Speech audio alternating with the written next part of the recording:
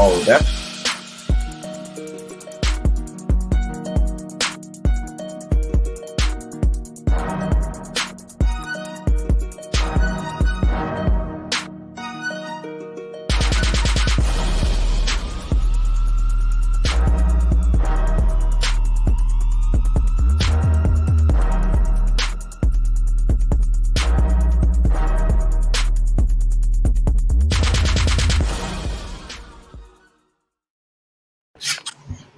Good morning, everyone.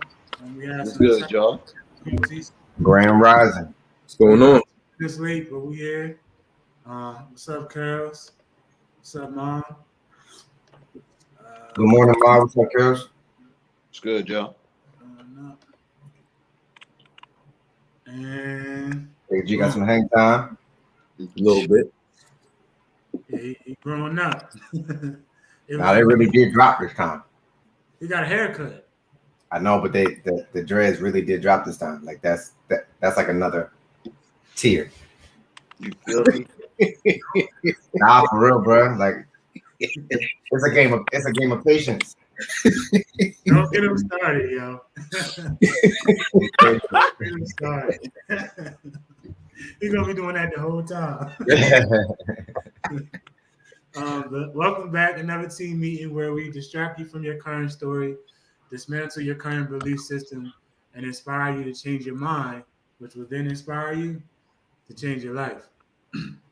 A couple of quick reminders, as usual. Thanks for following. Please continue to follow. But most importantly, hit that like button, leave some comments, and share. Our number one mission is to serve. So the more people that we can get in front of, the better. Game 7 Academy, we have tutoring and mentoring programs. We have our apparel website, game7shop.com, t-shirts, hoodies, which is about to be going. It's going to be 70 this week. So in due time, hoodie season is going to be over, but they're still there. Jackets and everything else. And our goal line personal training program for student athletes, not just people in school who happen to play sports, but everybody is a student athlete. You learn throughout your entire life. Take care of your body throughout your entire life. Join us for free on Saturdays at 8 a.m. live on Zoom. Hit the DM for the link. So, what's the focus for today? So, Mount, you're too persistent. No, too persistent. So this week, somebody very, very, very close to me told me that my biggest flaw is that I'm too persistent. Too persistent. So I'm like, huh? All right. I don't really it's like really I didn't mean to do that. Like I literally scratched my head when that was said to me. However, it's no surprise because that's always said to me. This is not the first time that somebody has shared that with me.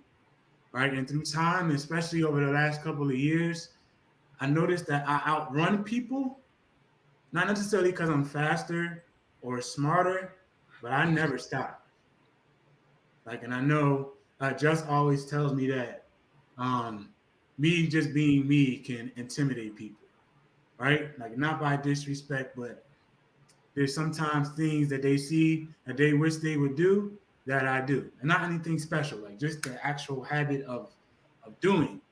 Everybody has their different kind of struggles, mental health, physical health, especially the mental part, to where they get stuck. But that's why I always say keep up. And I noticed that I'm a pace setter, right? I may not be the first to get results or get any results, period, but you know that I'm going. You know that I'm going. You know that I'm going. You know that I'm going. Like literally every single day. Like game 7 is not just a name. No, it's literally how I am. Goals and ambition, everything. 7 days a week, win or go home. You know? So let's break that down. So here's the definition from Oxford. Continuing firmly or obstinately in a course of action in spite of difficulty or opposition, or continuing to exist or endure over a prolonged period, right? So difficulty, a lot of people stop. Probably safe to say most, right? That's why most people lose, few people win. It gets hard, people stop. They meet some resistance. It didn't go as planned. Or they said this and it turned out to be that. Or I said this, it turned out to be that, and they stop. And they're just gone. They become, as Les Brown says, the walking dead. Says most people die way before their funeral. They're just waiting to get buried. Or most importantly, the endure. Everybody starts. Everybody don't finish. I just learned this week, I don't know the source, but it came from a course I was taking from a multimillionaire, that 80% of people quit in the stock market within the first year. 80%. They do not persist. Right? Money or no money. Like, you can get in the mix with a couple dollars if you really want to be in there. Right? They do not persist. So most people quit. But here's the thing. As this is said to me, like all the time when somebody shares flaws about me, nobody that's ever told me this is or has been in a place where I'm committed to being. Right? That hasn't been one single source where that's came from that's told me that. These kind of statements come from people who are little fish in a big pond and don't operate at the highest level of purpose. All right. Remember a couple of weeks ago, we talked about the levels of why. You have survival, status, freedom. Well, I should be going up. Survival, status, freedom, purpose. Most people don't make it to purpose. Let me know when Pizzle come back, y'all, because I can't see. To the highest level of purpose. But a couple of years ago, I found one, right? And the mentality is different, right? The shark is more or less the king of the sea. And if a shark stops swimming, it dies. And it literally can't go backwards. Big difference. And there's nothing wrong with being the little fish. Most people are. And all of us on this call, we come from very, very little fish communities, cultures, more or less everything that we grew up with until seeds, for real, and seeds took us out of that environment, out of that mindset, exposed us to all of these different kinds of things. So we went from the little fish to the ocean. From the pond to the ocean, but we stayed little fish, right? If a shark stops swimming, it dies and it can't go backwards. So what I do is I put myself in different environments by utilizing our resources, right? Which before would have been solely books, but now we have books, we have the internet, we have social media, we have TV, we have access to other people's minds that we did not have before. So here's just some people that I admire, Seth. All right, Billy Alsbrooks. He's a motivational speaker, doctor, travels the world speaking to all these people. He has a personal goal of impacting 1 billion people. So greatness requires us to do something that doesn't make sense to the rest of the world. Only those brave enough to be misunderstood earn the right to be called legends. All right? Everybody's not going to understand it if you're shooting to be legendary, if you're shooting to be great, especially when you come from an environment of good, especially when you come from an environment of average, especially when you come from an environment of surviving, which is like being on a roster is being looked at as made it, right? The things that you do will be misunderstood, but you must be brave enough to rock the boat a little bit even when you see a destination that nobody else sees. Right? So to be legendary, you got to be willing to be misunderstood. Now, this quote is from George Bernard Shaw, not Nipsey, but there's a powerful video of him sharing this quote with his friends and his team in the studio and them talking about it. So the reasonable man adapts himself to the world. The unreasonable one persists in trying to adapt the world to himself. Therefore, all progress depends on the unreasonable man. Right?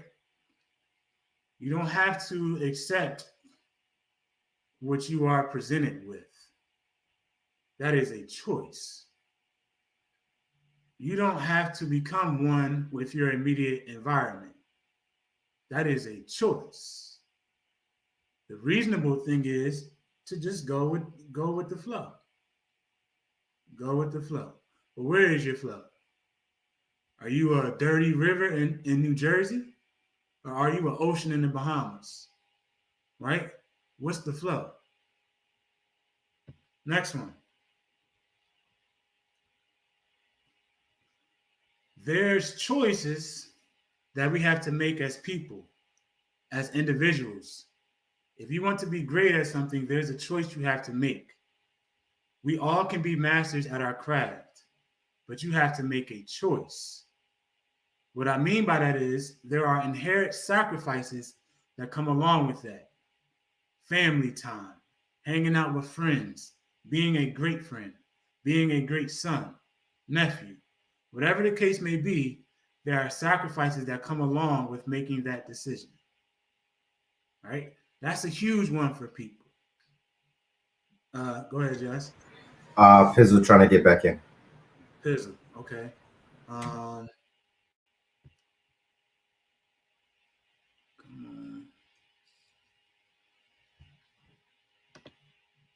All right, boom. All right, so that's a huge one for people, especially like what I noticed is that the family thing. Like I see a lot of people, and this is just me, like I keep these inside because I know my mindset is not regular. Like they miss things and they miss opportunities to get better because of something that's deemed as important by society. I'm not talking about family love, but just certain things. And I noticed the one thing that he left off here was being a father, right? That's why he had the helicopter. Like, yo, I can't miss my workouts in the morning, right? The ones that I do by myself. Like there's a story of you, D Wade talks about it a lot, and Chris Bosh, where that Olympic team, where it was all of them, LeBron, everybody else, early 2000s maybe. I don't know the year, but they talk about how they don't really sleep when you're traveling the world. Like the clocks are all different, but they had got somewhere late and they did a workout that night, like super late at night. And they only had like 3 hours of sleep before they woke up to go to breakfast and meetings and whatever else. And when they woke up only 3 hours later, they all got to breakfast and Kobe was already sitting there icing his knees. They're like, yo, what's up? Like, you hurt? You're like, no, I'm good. I just got done doing a workout. Finishing up breakfast, I'm about to do another one. So he probably really didn't sleep, or he got like 30 minutes, 45 minutes, and got back to it. And one thing I want to highlight too that I noticed after I made this, a lot of these people struggle with relationships. They struggle, like Kobe and Shaq. Look up the interviews, say what you want to say about Kobe. Listen to Shaq. Shaq says, I bluffed. He believed I had more, but since I had so much, I didn't give more. I just survived off of my talent. If I would have listened, we would have won 10 championships. And Kobe, in my opinion, is far more appreciated in his death in comparison to when he was actually alive, because he was very maniacal about what he did, but he had a vision. But T, my girl actually said yesterday, she said, yo, it's people like that, she believes that that get taken away from us like that, completed their mission. Like Nipsey completed his mission. Kobe completed his mission. I never really thought about it like that. But those were people that also got in a lifetime of work in their short amount of years because of the way that they approach things, because they persisted. Right? So Kobe sacrifices. And we all know about the Mamba mentality and his work ethic. 50. I don't sleep. I got an opportunity to make a dream become a reality. People often say I have so much energy that I never stop, but that's what it takes to accomplish your goals. Another person, you can have your personal opinions about him. One thing that he knows how to do, he knows how to take a little snowball and turn it into an avalanche. Time after time after time after time after time. And it's a relentless approach to everything. Like right now, what he's doing with his shows, like if you read his book, you'll see that he took the approach of Marvel. He made a big movie with everybody, and each character is going to have their own series based off of that, right? A huge chess move, and he did the first deal for like nothing, not for free, but like not even $1 million. I don't think it was, because he believed in what he did, and he plays chess. Michael Jordan. Some people want it to happen. Some wish it would happen. Others make it happen. To be successful, you have to be selfish, or else you never achieve. And once you get to your highest level, then you have to be unselfish. Stay reachable, stay in touch, don't isolate. So I take that as isolate, get the results, share. But you got to be willing to isolate so you can make it happen. Right? Selfishness. When you get that call, yo, can I borrow 2 G's from my car? I got to take my kids to school. You might not have that too. That might be your two from your profits this week.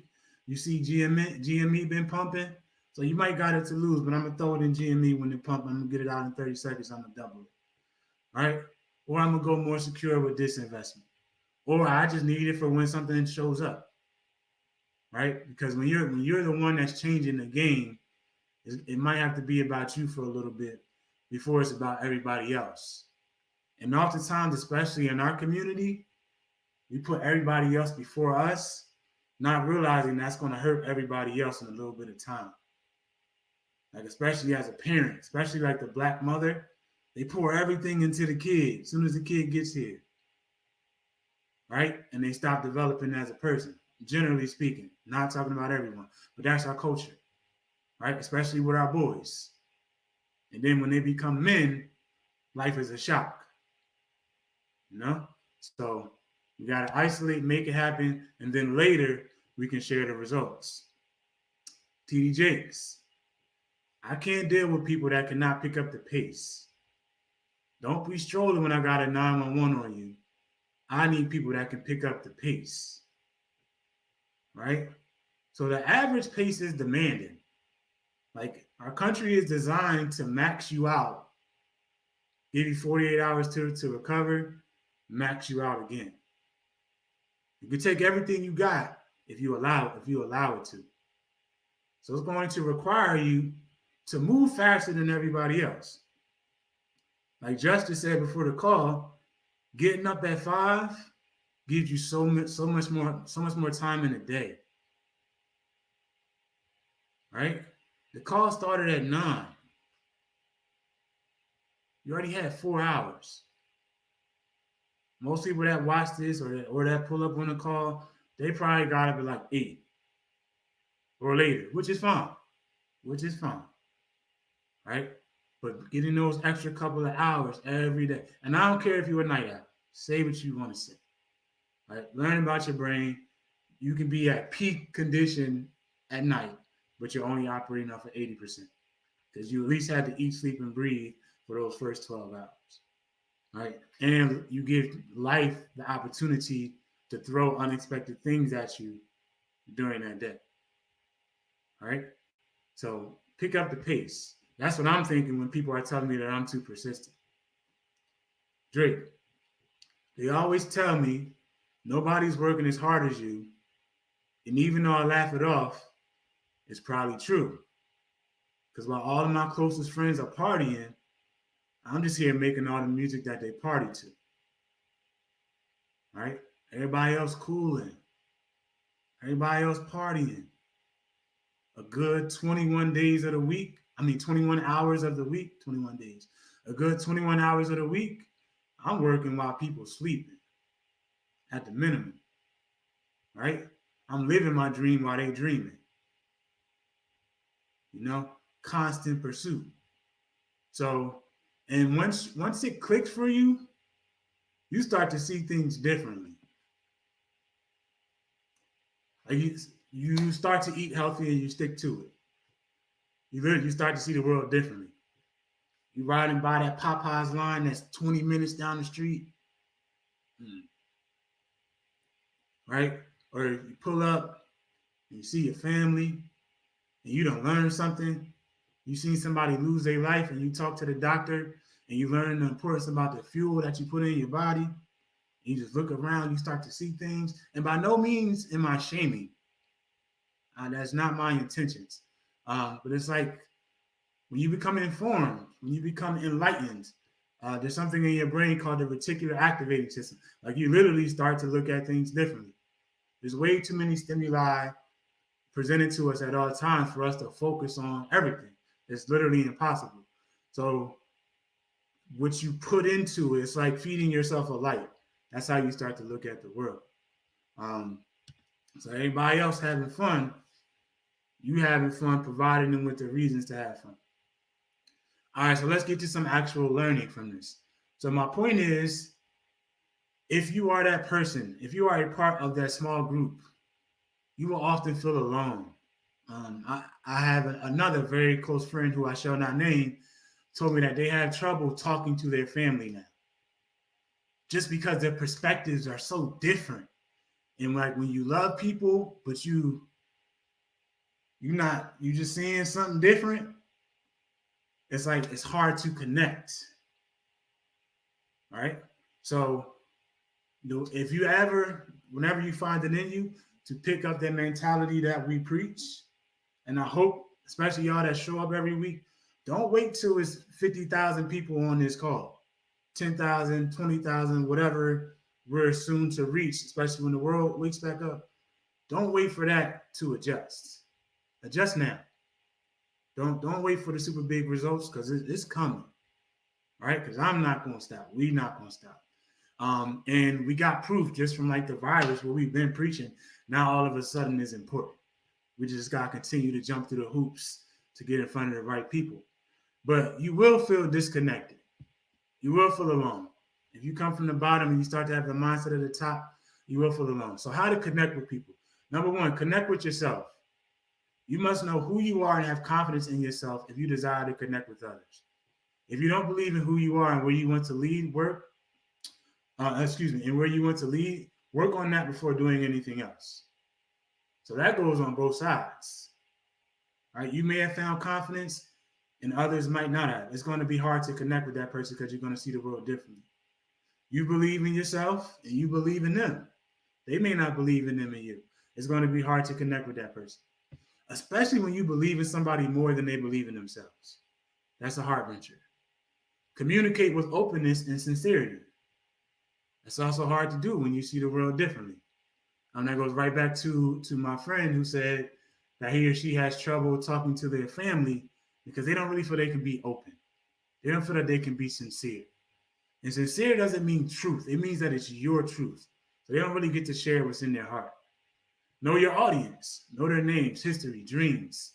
Speak to what they care about, not just what you care about. But most people don't have dreams, especially adults. They expired at 18. They expired at 21. They expired at the birth of their kid. They expired when they got fired. Right? They expired when it got difficult. So a dreamer really can't connect with a wisher. There's a different approach to things. Live your message. The most important thing you can do as a connector is to practice what you preach because that's what establishes credibility. That's a hard one for me because I most definitely live my message. And most people don't. if they even have a message. And I think we all do, but it gets buried under life, especially as an adult. It gets buried under our circumstances. It gets buried under our situations. It gets buried amongst the chaos or the passion or whatever's the opposite of chaos of our relationship. Right?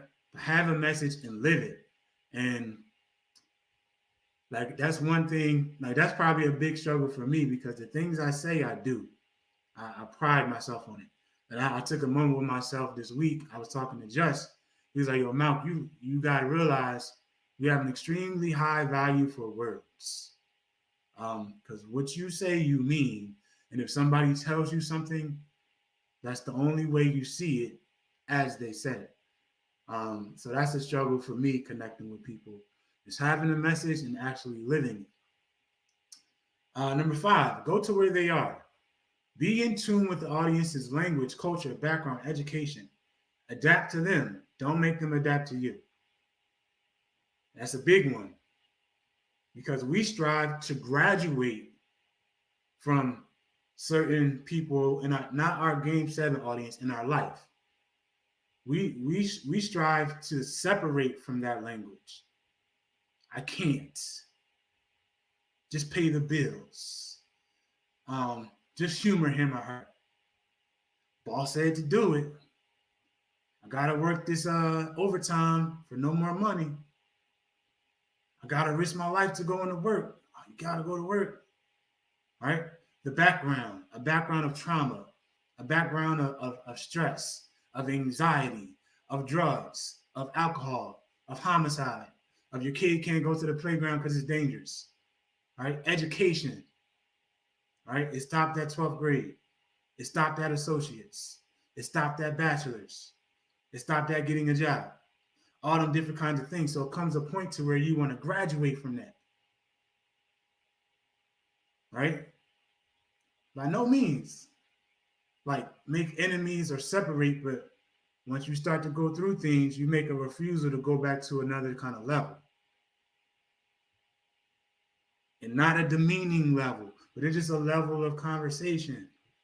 Like I said a couple of weeks ago, when I go home, my friends from home often say, Malk, you always saying smart stuff. Bro, I'm talking about taxes. That's not really that smart. I'm talking about my business. It's not really that smart. I'm talking about a salary. It's not really that smart. It's like regular, yo. It's just not from where we come from, but most people, this is where they at. Right? So you eventually become unwilling to go to where they are because you're willing to go to where they are. Right? Connection. Number 6, focus on them, not yourself. Very important. Number 7, believe in them. People's opinions of us has less to do with what they see in us than it does with what we can help them see in themselves. Less to do with what they see in us than it does with what we can help them see in themselves. Right? But eventually, that too becomes draining. That's a huge struggle for me. I also had more time to reflect on this week. It's like oftentimes I believe in people more than they believe in themselves. Because like I instill not necessarily my mindset, my willingness to do the work in them. Like I can't turn it off, but like it drives me crazy when people tell me they're going to do something and they don't do it. I'm not saying that it has to be perfect because it's not going to work every time. I just mean actually like do it. Like physically do it. Like you don't tell me you want to be a firefighter and then you don't start today to start to learn to be a firefighter because you don't really want to do it. Right? So it becomes hard to believe in people who don't do the work. No work, no results. Number 8, offer direction and hope. People expect leaders to help them get them where they want to go. But good leaders do that and more. When you give people hope, you give them a future. So that's one of the reasons that I persist. People are watching. People are watching. The views may not show it. Nothing publicly may show it. Every week, I get a text from a random person about Mount. Yo, I appreciate your work ethic and your discipline. You inspire me. Or a random principal, like from Facebook, that I had no idea. Yo, I don't even know what you do, but just from your post, like I know our administration will let you speak. Or when people miss a workout, we get apology texts and emails. You know, like they're inspired to do the work. Had somebody tell me yesterday, oh, I couldn't make it in to the workout because I got called into work. I'm like, yo, you can still work out like without us. She's like, oh, no, I do. But after working out with y'all, I became far more motivated to make it to Saturday. Right? So by persisting, you give people hope. That's something I'm big on y'all all the time. It's like, yo, show it. Because somebody is watching. Somebody is watching. You never know. And you don't have to be at the peak because the peak scares people. Oh, I'm not motivated by you because you're at a peak work ethic. I'm at like a 50%. I'm at 3.5 days a week. But I can watch the person doing 4 because I can be motivated to get to 4. Right? So just because you're not at 7, he'll still show what you do. You never know who's watching. And then I should have put this in there. There was a quote from Andy Frisella a couple of weeks ago. He said, you may not think that you are the sugar honey iced tea. But there are people in this world who think that you are the sugar honey iced tea. You better not let those people down. Like that's why professional athletes, as much as they don't want to admit it, they have an obligation beyond the court, beyond the field, beyond the whatever else. Because people are watching and they're walking gods in the people, in the eyes of grown men, in the eyes of grown women, in the eyes of little kids. Right? So offer direction and hope. But it's also hard to connect for people on the other side who don't offer that back. Eventually it becomes draining when you're feeding into everybody else and nobody's feeding into you. And that's where it becomes very, very important to guard your energy. Because when you're on this mission, you don't have it to give out to everyone else all the time because it requires so much of you as an individual. Right? Now, I want to highlight that this is not a perspective that you are to have your entire life. Right? This is a perspective that you are to have to get to this point so that you can help those people. Right? So what's the solution? And Dr. Eric Thomas, this is what he told me when I asked him in our class. I told him, I said, I often struggle with outrunning people and it damages my relationships. How do I get people to run? Not jog. How do I get them to run? Because it seems like strangers will listen, but people I love won't listen. Well, he said most people's dreams are too small, and you cannot expect them to see your dream the way that you do. The answer to your question is simple. You got to produce. You got to produce. Right? When you get the results, people will listen. But when you're on that path, people don't realize it's an exponential process. 10, 11, 12, 13, 14, 15, boom, 1,000 the next day. They don't realize it's an exponential process. That's why, like, you see a lot of these men where you think they would have a different kind of trophy kind of wife, but they have this average girl because that average girl was with him. That super strong average woman girl was with him throughout that process. She was with him when he had nothing. She was with him when it was just a dream. She was with him when there was no results. She was with him amongst the chaos, right? And that takes a special kind of woman or a special kind of man if you're that partner, right? Because I was talking, he's not on the call, but another friend, he was like, yo, generally speaking, speak from my own experience and things we see. Women want a hardworking man, but they don't want you to do the work, right? They want to be cared for, love, all those things. Of course, you have to do that. Like, yo, there's going to be days like you're going to work the entire day. And a man will think like, yo, I'm doing this so I can change the situation so you can get X, Y, Z, right? So you have to find that balance, right? So being able to go through that with someone is such a process that earns a reward of a long-term connection on both sides. Somebody who did the believing, somebody who got believed in, vice versa, both sides, whatever way that it went. But realize, if you're that lonely shark, the reason you persist is because you know you must produce so that you can bring people along with you. So be willing to go through the legendary disconnection so that what you see comes true.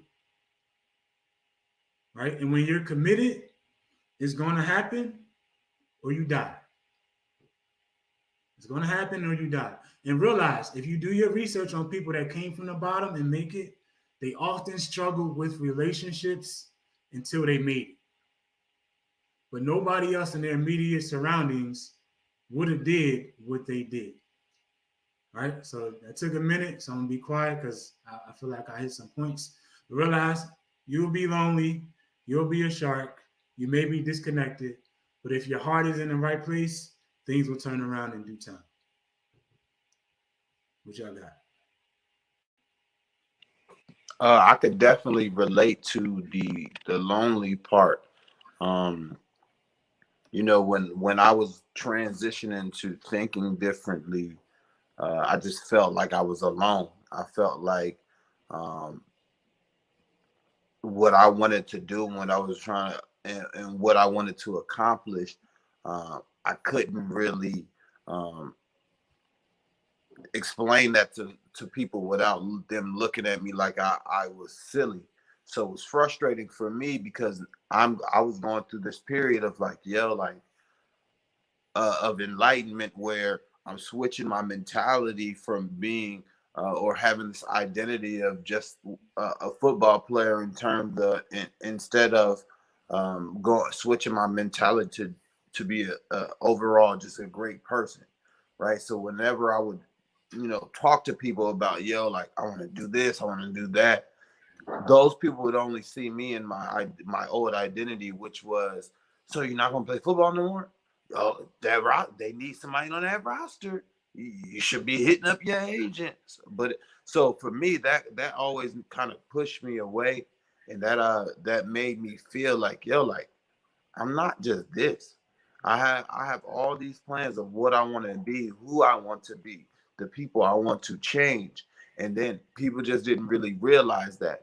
And then you know, as we start to do more things with Game 7, I think people are starting to see, you know, what it is that I really do. But I still come to terms with a lot of people who just don't understand the mission, right? Because obviously it's not their mission, so they're going to look at it with a grain of salt. And I think that's a great thing, Malcolm, that you said was it's going to be lonely. Like no one else believes in what you do besides like maybe the immediate circle, right? We can't count on anyone else to believe in what we want as Game 7 because it's not their journey. It's not what they want to do. So, you know, that's why I think it's extremely important for you, even when you're lonely or even when you feel like family or your closest friends or something like that doesn't understand it. That's when you go seeking that person or people that have been in a similar situation, i.e., a mentor or someone who's going through the same process, so you really can use someone. Because Malcolm said, like going and reaching for the things that you want to accomplish, you know, people can't understand why you do it, so it's going to be extremely lonely for sure. Indeed. What you think, Jess? So I wrote down a couple things while we were talking. I think really what stuck out to me is something I've heard many successful people say, but probably most recently, it's been repeated by Steve Harvey. He said that he quotes Albert Einstein, and he shared that your imagination is the preview of life's coming attractions. Okay. And I think that many times people struggle with working towards their goals, working towards their vision, because they're looking for other people to buy into their vision. Now, unfortunately, the reality is that it's your vision. God gave you the vision, right? Whoever you believe in, or let's just say, hey, the thought came in your mind. The thought is for you to act on, for you to pursue. When you don't have people that are around you that come together and support you and move towards that goal, is just simply because they don't see it, and that's fine. That's 100% okay. You're getting confirmation at this time that the journey is one that is many times you'll be a lone wolf, right? If you are so blessed enough to have people that come along your journey that see your vision, that are willing to put in the work, it just means that you should be thankful and be appreciative of them, right? But don't expect it, because it's something that was put on you, something that was put in your mind, something that was put in your heart to pursue. That may be just something that is your life's purpose. And as you continue on your journey, you will find people that cross paths with you, that God puts in your path to help you to fulfill this vision or this purpose, right? And your job is just to be thankful, be a good influence, and leave a great lasting impression on them, or to help them in any way that you can with their journey that they're on, right? But not to get so focused on the point that, why are people not here to support me? What I want is righteous. What I want is good. It's going to help multiple people, right? You can't get stuck on the fact that other individuals are not here to help you. Your job is just to act on what you were given, right? Because your aim is different, right? Malcolm talked a lot about, once you know better, essentially you're responsible to do better. When I know that certain foods are not good for me, that they're gonna create a shorter life term for me, and I want to live a long time, that means that I'm willing to say no to those things that were one time good to me, right? Especially the food that's a part of your culture, right? So now when you begin to say no, you are met with opposition at family functions, at barbecues, at the workplace, right? As you begin to transition, other people notice your transition, and they may not completely understand it, right? And that's okay, because your aim is different, right? Which brings me to a point. 99% of people in this world want to be a part of the 1%. Now, unfortunately, 99% of the people want to be 1%, but 99% of the people still want to please the 99%. That's such an unrealistic idea, though, right? You don't get to be 1% by being the same as the jokers that's in the 99%. They are completely different. The lens that they see life through is completely different. How they manage their day is different. How they see the world is different. How they view opportunities is different. How they see challenges is different. And if you don't know already, challenges are an opportunity, right? My faith, my belief in God makes me understand and know, because he's proven it to me for over 30 years, that every single obstacle that I come in contact with is just here to shape me. It's here to strengthen me. It's not a knock on me to set me back. Now it can if I don't see it through that lens, right? It could be, oh man, maybe God don't want me to have this, right? Yeah, I grew up in a very faith-focused family, and while being a part of a family like that, you have a chance to interact and meet other families. And sometimes people who are religious believe that when you don't have certain things, it's because God didn't want you to have it. And I think there's a really big disconnect, because our generation, millennials, really do inspire older generations, because we remind them of that fire that they had when they were young, or maybe their parents when they were coming up through civil rights, or putting in all of the work, but wasn't really focused on them getting the result, because the work is for future generations, so that life will be better beyond me. And unfortunately, when you find yourself to be a part of a cohort of people or a society of people that have faith, sometimes it's blind faith and understood faith, because God wants you to live an abundant life, man. Like, and in regular words, yo, he wants you to be out here winning, and not at a regular level, not like, okay, I'm an employee and I'm doing well, and, you know, as long as I don't step out of my comfort zone or rock the boat, you know, I'm satisfying my need. And I mean, my purpose. And the reality is that I don't think that God created anybody to stay in a lane, man. Now, you have your own lane. That's why you hear people say there's no traffic in your lane. But when you are met with opposition, there's many times it's there to strengthen you, and sometimes it's there to show you like, hey, man, you got to switch out of the place that you're at, right?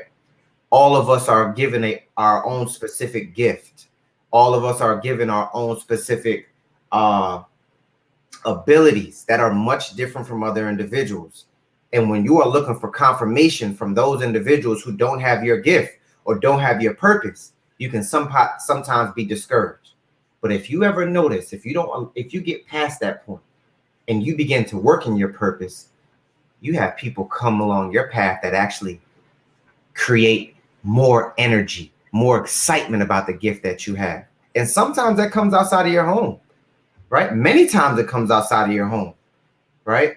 Because you are aiming to be someone different than the cloth that you were cut from, right? Or maybe you're one of the people that never lost sight of that vision. And it's just important to know that just to highlight, you know, the aspect that Malcolm talked about with relationships. Sorry to be long-winded. This is my last point. There will be a tug and pull if you're in a relationship. If you happen to be an individual that is committed to the vision that God has given you, whoever you believe, right, or whatever that is in your heart or your imagination, there'll be a tug and pull. There will definitely be pain points in a relationship. But what does create harmony in situations like that is a mutual understanding between the two people. Okay. Now, you don't have to completely identify or understand what is going on with someone in their head, but having that understanding that, hey, this person is trying to make a reality what they see in their head, I'm here to support on that journey. I may not always understand it, but I believe in that individual, and I believe that that person is trying to do something right with their life, And as long as I see that person acting in that direction, I know that sometimes I might come second. Sometimes I might not be the first, the first priority on the list that day. But as long as that person shows me that they're continuously working in this positive direction, I'll be here to support them, right? Because when you are that individual, you are most times the very first person to reap the benefits of all of the work. You are the person that had to deal with the most, that was most closely connected to that person as they were trying to find their way and try to make this dream become a reality. That's why you often hear athletes are the ones putting the work in the weight room, in study hall, in the team meetings, and on the field. But they buy their mama that house with that first check. Their mama wasn't on the field, but their mama was the one that was on the phone with them when they weren't confident that they could make the team, that they can become a starter, that they had what it takes to win to win this game against their biggest rival. They reminded them who they were, where they came from. And that's why they get the biggest reward. So understand that, many times as being the person that's closest to somebody that's on this journey, being their biggest cheerleader will come with a very, very big sense of struggle and harm sometimes. But your cup is going to run over, baby. It's going to run over. And many times you will reap the benefit higher than even the person putting in the work because they're not doing it for themselves. And then the last little bit that I'll add in there is that, I definitely agree with the whole disconnecting thing, right? Sometimes you got to learn to disconnect to reconnect. And a lot of times people always think that when you disconnect or when you reconnect, you'll reconnect with the same people or in the same situations that you were in before, right? You look at the little kid who stopped hanging around drug dealers and started hanging around successful people who read books and do better things. You disconnect from the drug dealers and then you reconnect with more like-minded people that kind of can influence you and push you up to the next level. So it's very, very important to be comfortable with the disconnect, to live in the disconnect, because it also gives you the opportunity to learn yourself, learn your business, And like Just said, nobody else is really going to push your dream except for you, because it's your own dream. You're in your own lane. There's no traffic in it because you're doing your own thing. So you got to remember to stay consistent with that. And people will never really be willing to people really won't understand your willingness to dedicate the time and to sacrifice the time and just different things like that. When I think about all of us, you know, the sacrifices we made in different times to be successful in our own entities, you know, a lot of people didn't understand the things in the beginning. When I first started doing photography, people didn't understand it. People, oh, you just doing photography. Oh, all right, you got a camera. Oh, that's nice. But then, you know, as later on, staying consistent with it, staying persistent, it just kind of, you know, the things start to reveal themselves that actually I am pretty good at this. And actually, I'm going down the line and the vision for what I have for myself. So you got to remain consistent with that, even with work. I know right now we definitely preach that, yo, you know, don't work for the man and don't do certain things and find your own opportunities, find your own life. But like, I think about a lot of times in my past where, you know, I'm taking the jobs on Saturday. I'm working at Zoop. I'm working over Coca-Cola. I'm working the night shift. I'm doing this. But a lot of sacrifices and staying in my lane and disconnecting from people that didn't believe in me. I knew exactly what I wanted to do. It got me to this level that also opened up many other doors for me to grow in other aspects. So stay persistent in what you do. Don't care about what people think. And just work. Don't worry about disconnecting from others, because you'll reconnect with people who you really need to be around. Yeah, that. Good job, KP. Like something very stuck out to me that you said in terms of disconnecting. And your journey, and especially mine. My friends have come and gone. Friends that I've had for years since I was a young boy. Then it's people like Mace that in the last 3 years he's developed to be one of our good friends, right? And I want to say this: expired friendships or expired relationships in your lives aren't beefs, right? It's not a beef, and that's something that I really want people to understand. Like if you graduate from whatever type of relationship you have with someone and you're ready to move on, that's not a beef. Like you don't have to hate that person or anything like that. Like people are placed in people's lives for a reason, and sometimes those reasons don't align, so your life moves forward. So I just want to offer you that statement is expired relationships or friendships are not beefs. So it's okay to you know, accept someone in your life for a situation and know that they don't have to always be there, right? You know, which is why you see why at the older you get, the harder it is to maintain those great relationships, because everyone else has so many responsibilities. So just understand, when you take it as a beef, that's your ego just pouring out onto you because you don't want to feel like someone's leaving. Just understand that though, that if it's one thing that you want to remember, it's okay for you to move on if someone's not aligning with what you want in your life, right? And they may take it as a beef or they may take it with a grain of salt, but as long as you remember that's not that beef and you don't have that intention there, it's okay. Hey, I just wanted to remind people that when you're going through these transitions are uncomfortable. They're meant to be uncomfortable, right? You're stepping out of one reality into the next. But the discomfort should never be a deterrent. It should never deter you from where you're headed. All right. And you know, many times when we're met with this kind of discomfort or this challenge in the midst of transition, our flesh tells us, all right, just kind of go back to where you were, right? So that you don't experience this turbulence in life. But those are the moments that you got to dig deep and remind yourself why you were so committed to leaving that previous situation, right? There was something going on where you were that convinced you that you needed to move on, that you needed to transition in life, whether it was from a relationship, a friendship, a mindset, a location, whatever it is. You understand? There was something going on in that first place that made you extremely uncomfortable to even get you to the place that you wanted to seek other opportunities or a different reality. And you got to remind yourself of those moments in the midst of that turbulence, right? Because you're going to be met with opposition. Okay. If it was easy, everybody would be doing it. But during those moments, you got to allow your faith or your very, very deep hope to fill that gap. All right. In the midst of turbulence, your faith is going to create a smoother reality for you. Your hope is going to create a smoother reality for you. Your vision, your knowing that you deserve what it is that you are going to seek and reach for, that's going to create a smoother reality for you.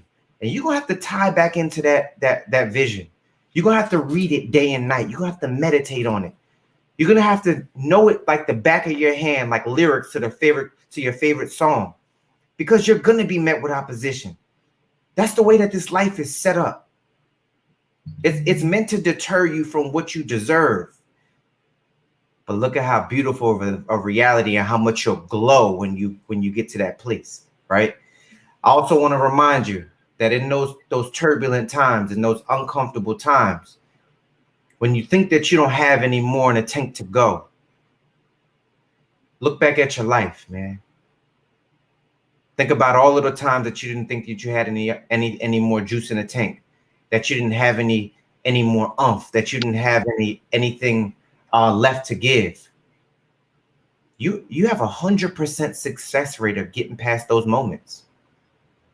100%.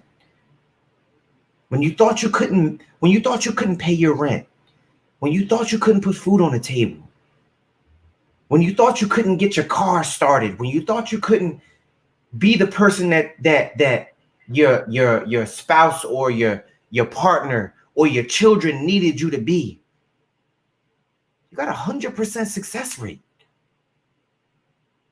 When you thought you couldn't make it to the next day, look at you.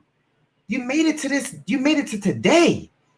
All of them times in the past, you got 100% success rate. You, not anybody else. And many times, if you notice those times, it's because you didn't give up, or because God or whoever you believe in. See, I believe in God, and I don't want you to get lost in me saying the word God or faith, because it's all applicable to this life. All right. But I believe that even if you don't have it in the tank, God puts other people in there to fill it for you. You understand? When you don't have 2 feet to walk under, He give you jokers to put your arms around. You understand? To be a crutch for you. Especially right now, a lot of people are going through a lot of financially, rigorous times. This is a very, very hard time, very resembling of 2000 or 2007 when we had bad economic times, right? And it's a test a lot of people's faith. And a lot of people are deciding that, hey, man, I think I don't have much more to give. And I just want to remind you, you weren't brought to this place because you didn't have what it takes, right? You were brought to this place to shape you, to strengthen you, because you got something more to offer this world. And just as we were talking about with Kobe and all the rest of the people like a Nipsey or those individuals that have passed on, if your journey was done, you wouldn't have woke up this morning, man. God, the creator of the universe, man, he don't have no problem taking people off the earth. You see over 1 million people affected by this virus and hundreds of thousands gone. The world, God, society, they still got you here. And you ain't here just to be floating in midair. It's time to connect to your purpose, man. If you're a part of a family that's in survival mode, the next step is status. But don't get stuck there, please. Especially not jokers that look like us. That's one of the huge pitfalls of jokers that look like us. I want to shine like gold. That's cool, but don't get stuck at status. That's just level 2 of 4. Bypass the status. Work to that freedom, baby. You understand? When you have the freedom of your day, you can begin to operate in your purpose. For a year now, people have been in the home. They've had a freedom of their day. Yeah, it's come with some challenges. But if you focus on any one thing for a year, even if it's the wrong thing, you're going to get better at it. You understand? And I'm just telling you because, yes, we are all young men.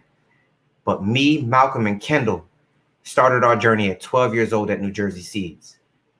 Okay? Coming up this April will make it 20 years that I've been on this grind. In August, it will make it 20 years that Malcolm has been on this grind. And we still working. Yes, we get weary. We somebody's sons. We somebody's uncles. We somebody's brother. We somebody, all of them things. But we still young. We a baby in this journey called life. We just ain't lose the fire. Because we know that as long as we don't give, it will. Because something always has to give.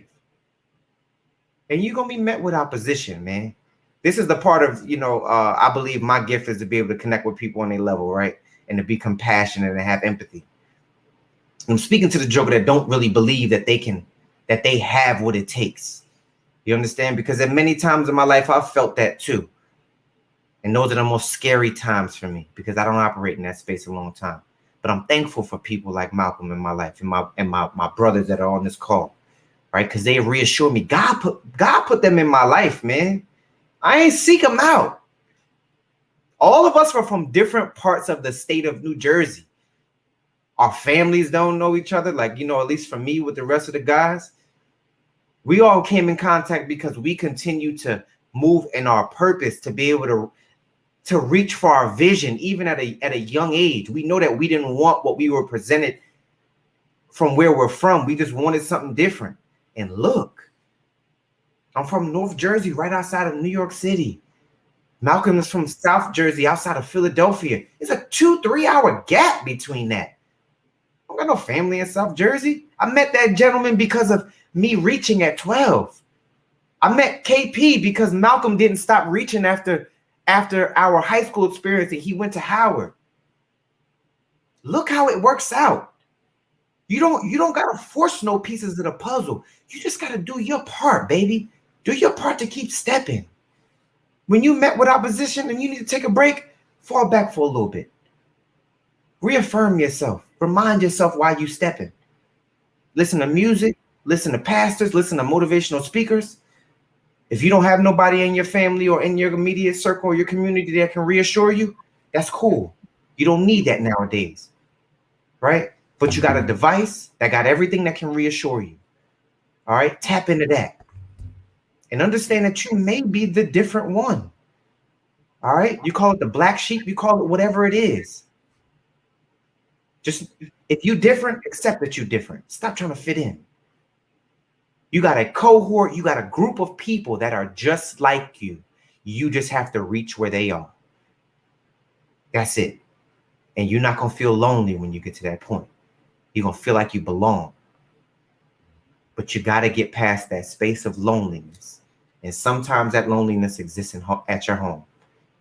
But that does not mean that you should stop your journey. There's a level of fulfillment, personal fulfillment, that is unparalleled because you know that you've reached a place that is satisfying for you. And it's not equated to a dollar amount. I want to be the joker that's in the casket with a relaxed face and body posture. I seen what a tense body looked like, meaning I wasn't so secure with the end of my journey. But I've also seen the opposite. I've seen a joker that is laying in the casket just as relaxed. And you usually hear that from the family members that say, it looked like he was just asleep. Understand that that's a reality all of us gonna get to. It's promised. You just want the conditions to be one that you're happy with. All right. So please, just to recap, transition is uncomfortable. It's meant to be uncomfortable. It's meant to be uncomfortable. But your faith is going to fill that gap. Your deep hope, your reconnection to that vision. If you haven't already, write it down. Post it on your mirror. Post it near your toothbrush. Post it at your workspace. Post it on your dashboard in your car. Put it on the screensaver on your phone. Become one with that vision so that every time you are challenged, that's what you go back to. This is who I am now.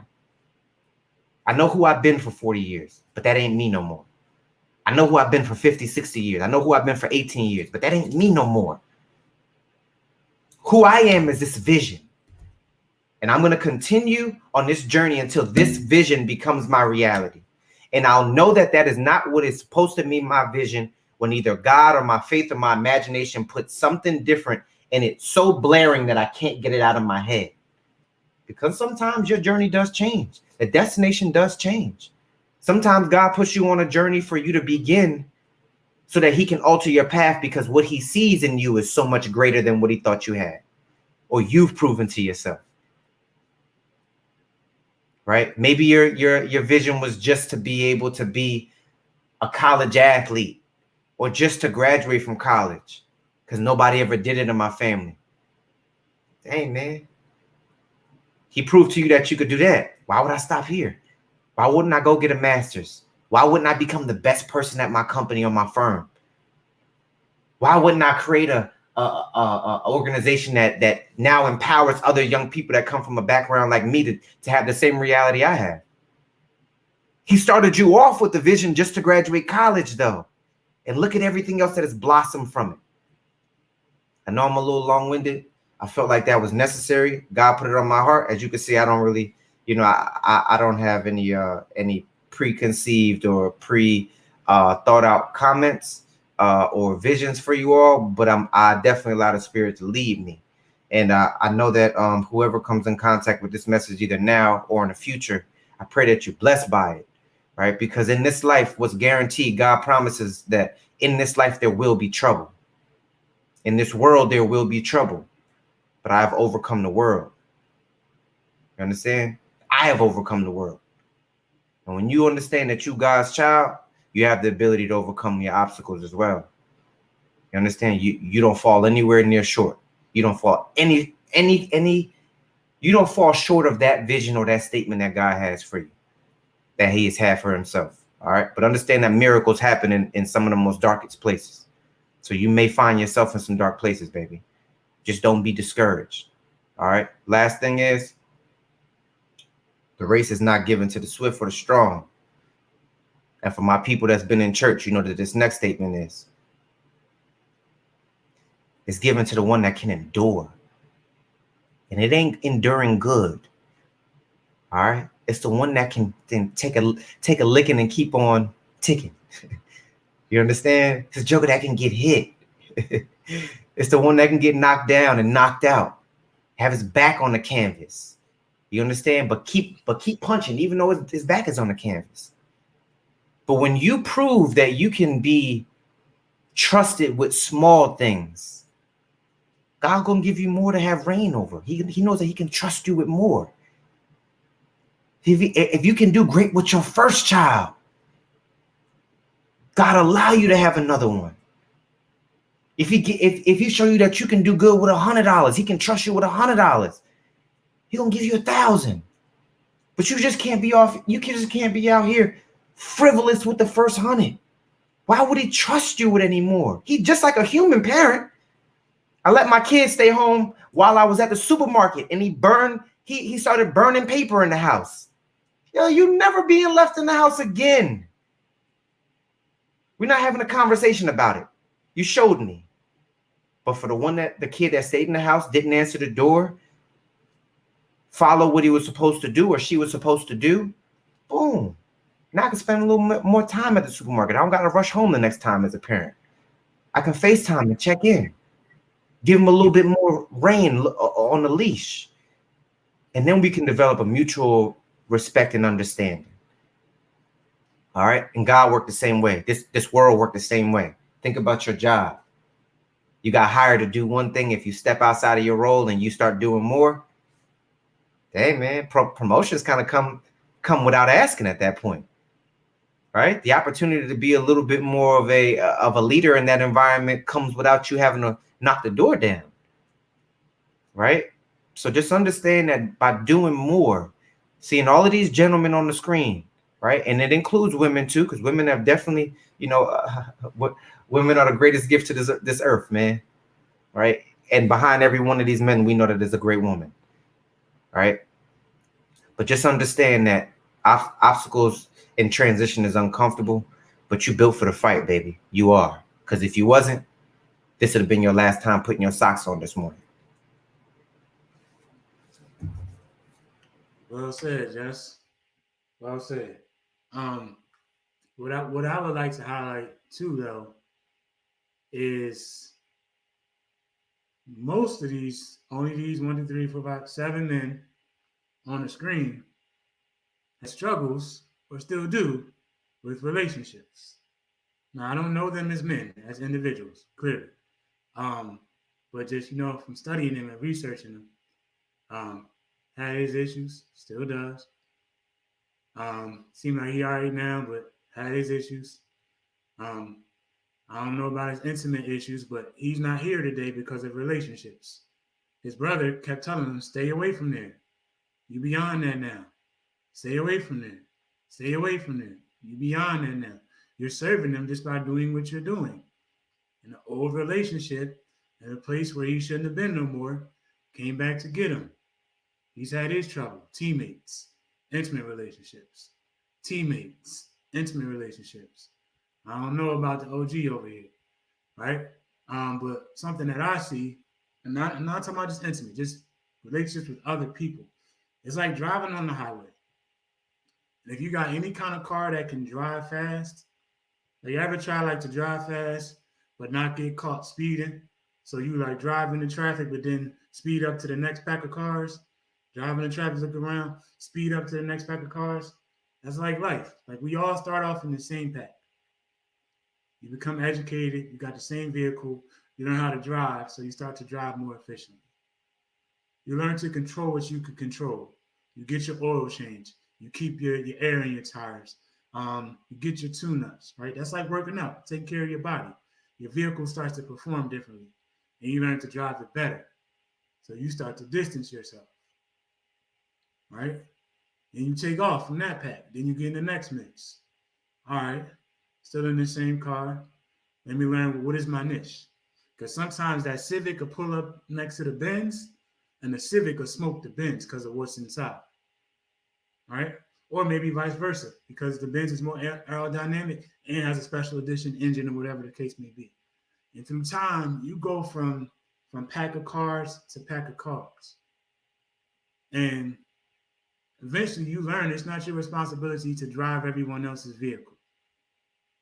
And then eventually, like we all talk about in our own different ways, like going back home like hurts in different forms of fashion from each of us. Because we figured out what's on the journey. And like